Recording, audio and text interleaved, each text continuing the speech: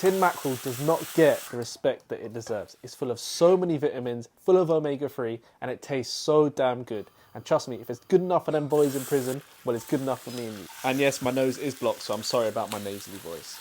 So the first thing you want to do is just cook down all your vegetables so they're nice and soft and flavourful, along with some fresh thyme. Then once you've done that, you want to go in with your tinned fish.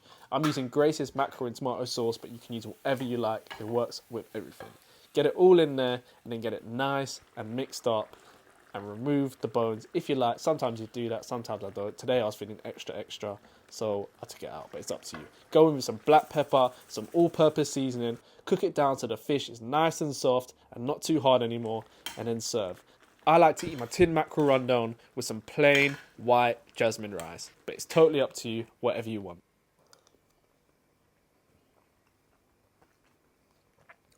So underrated.